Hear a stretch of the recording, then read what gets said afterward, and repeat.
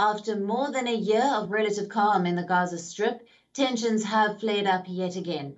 As we speak, Israel and Palestine continue their exchange of rockets for a third straight day. In an unexpected move, explosions were heard in Jerusalem, prompting sirens in the region. It signals the usage of longer-range rockets by the Palestinian groups. The Islamic Jihad group has confirmed the firing. This is the first time Jerusalem was targeted in the latest round of violence. The attack comes at a crucial time. Jews are currently visiting the Al-Aqsa Mosque in Jerusalem for their religious holiday, and this could turn out to be a new flashpoint in the ongoing tensions. Israeli authorities have been extending its bombardment of the city of Rafah, bringing the death toll to 29, including 6 children. Within 2 days, 215 people have been left injured, with most injuries reported on the Palestinian side. Officials defended their move, calling it a reaction to a barrage of missiles fired by the Palestinian side. On Friday, an operation was launched against the Palestinian Islamic group. 2 senior leaders have been killed since then, Taser al-Jabari and Khaled Mansour. Now, the Prime Minister's office has claimed that the rebel group in Gaza attempted to target Israeli authorities but failed in its operation. The rocket fell short and landed inside Gaza in the city of Jabalia and ended up killing 4 children, among others. Hamas, on the other hand, claims that the children were among the dead from a blast close to the camp and blamed Israel for the incident. Tonight, Islamic Jihad terrorists fired a rocket towards Israel, which fell short inside Gaza, hitting a Palestinian home in the Jabalia neighborhood and tragically killing at least 4 children. There is video documenting the entire thing. There was no Israeli activity in the Gaza Strip, in that area, or at that time. Islamic Jihad is killing Palestinian children in Gaza. 1 in 4 rockets fired from Gaza towards Israel lands inside the Gaza Strip. Iran's proxies, including Islamic Jihad, have a long history of hiding behind civilians to target Israeli civilians. The world should be outraged at this terrorist group targeting innocent Israelis and killing innocent Gazans. Israel will continue to stand up to this vicious terrorist organization, which threatens Israelis and Palestinians alike. The latest tensions are a testimony to the decades-old rivalry between Israel and Palestine. Defense Minister Benny Gantz has issued a warning for the Palestinian leaders. Listen in. נמצאים ביום השני למבצע עלות השחר, שמטרתו לעצור את איומי ארגון הטרור הג'יהאד האסלאמי ולהחזיר את השקט והיציבות לעוטף עזה. סיכלנו ונמשיך לסכל טרוריסטים רבים שמתכננים לשגר רקטות ופצמ"רים לישראל. פגענו בעשרות מתקנים צבאיים שמשמשים את הג'יהאד האסלאמי לייצור ולשיגור.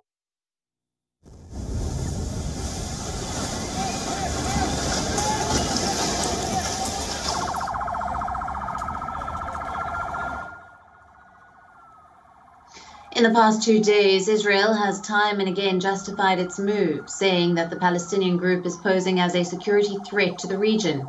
The Palestinian Islamic Jihad, also known as the PIJ, has had close ties with Hamas. Both are some of the strongest groups operating in the Gaza Strip. PIJ specifically is backed by Iran, an arch-rival of Israel. The group, too, has been pounding Israel with more than 160 rockets, setting off air raids, sirens, and sending people running to bomb shelters. But most of the missiles have been intercepted by Israel's Iron Dome.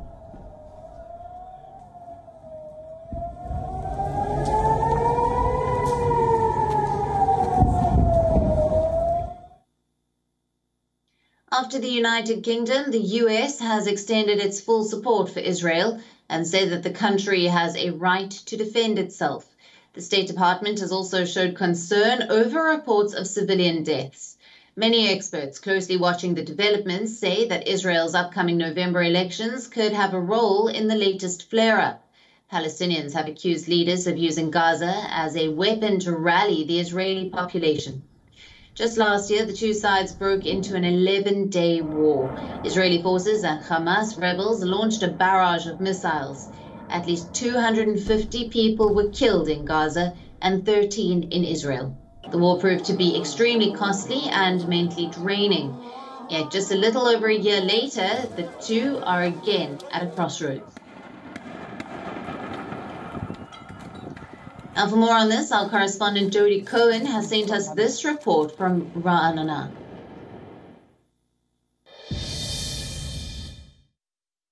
Israel says it's killed a second commander in the Gaza Strip as it targets Iranian proxy Islamic Jihad, which has been blacklisted as a terror group by Israel, the US and EU. Gaza says 4 children were killed by Israel in Jabalia, a claim that's been rejected by Israel, which says it has proof the strike came from within Gaza and misfired, that 600 rockets have been aimed at Israeli civilians since Friday evening, and that the Iron Dome missile defense system has been deployed, saving countless lives. Meanwhile, rockets have been aimed at Jerusalem for the first time on Sunday, which is a fast day in the Jewish state. This is Jody Cohen for WION World as One. And for more on this, we are being joined by Akram Nachev from Hebron, who is a journalist. Thank you for being with us on this broadcast. Now, the region is witnessing a sharp escalation with the Palestinian Islamic Jihad now firing rockets to Jerusalem. How are you seeing this development? This caused by Israeli government to give permission for settlers, for Jewish settlers, to storming in this morning the Al-Aqsa Mosque, and they give them all facilities and give them all permission to do all the religious praying inside Al-Aqsa Mosque. That provokes all Muslims feelings, and that gives the motivated the Islamic Jihad or Palestinian faction in Gaza to fire rocket against Jerusalem or toward Jerusalem.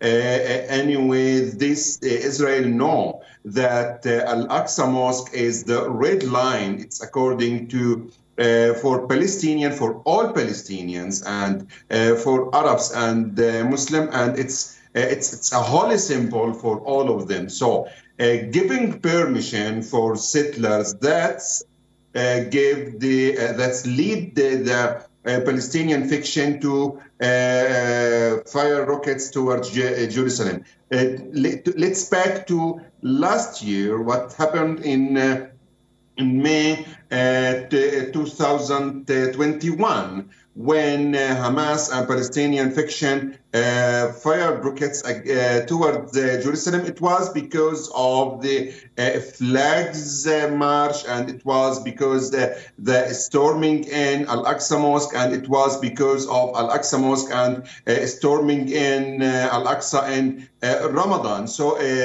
to reach that point, Israel knows that in this situation and giving permission for settlers to storming in Al-Aqsa and to pray inside Al-Aqsa, that will escalate the situation, and that give us impression that Israel is not interested now in a ceasefire or to stop this battle or stop the aggression against Gaza. Israel says that this is a preemptive operation that will extend for about a week. Do you see the possibility of further escalation going forward? Yes, we can say it's all scenarios are open. We can say that if another Palestinian faction started and entered this battle and enter this to defend Gaza against Israeli airstrikes and started to fire rockets against Israeli settlements, we may get in a new stage and in a new phase in this escalation and in this battle. Till now, Israeli interested to end this battle or to end this aggression against 1 week, just only 1 week, because they know if it's continue more than 1 week, that will move the Palestinian inside West Bank and Palestinians inside Israel, which is occupied in 1948. So that will make a popular resistance, a new wave of popular resistance inside this area, and that will make the price for Israel higher and higher. So Israel interested to end that in 1 week. That's but the Palestinian factions, the Jihad Islamic, the Hamas, the another power. We don't know if it's interested to end that in 1 week, and if it's interested to make a reaction against the what happened of assassination of the leaders of Islamic Jihad. Till now, we can't say that firing rocket against Israel and dropped by the Iron Dome or by the Israeli rockets or system, that it's a reaction against what's happened in firing and assassinating the the Jihad Islamist leader. So I think it will continue more than 1 week. Right. And Israel has claimed that it is carrying out precision strikes, but we have seen the death toll with reports of 6 children and 4 women being killed in the raids. Can you tell us the area that is being impacted by the strikes? Whole Gaza Strip are under fire. We can say sometimes it's in Rafah, in Khan Yunis, in Gaza City, in Jabalia, in all of this area, Israel hits and Israel strikes and make airstrikes against this area, and sometimes by land fire. So we can say all of Gaza Strip is under fire. I don't think it's an accurate fire. They see all Palestinians are as target, even they are children, even they are militant, or even they are let's say from Palestinian security or Palestinian police. So Israel see the enemy is the Palestinian people. So when they are striking, anyone will be killed. They will be, this will say it's inaccurate because they are killing Palestinian. It's not, they are not concerned, they are not interested if they are children, women, or civilian. All right, we'll leave it there. Thank you very much for being with us on this broadcast and bringing us the latest. WION, now available in your country. Download the app now. Get all the news on the move.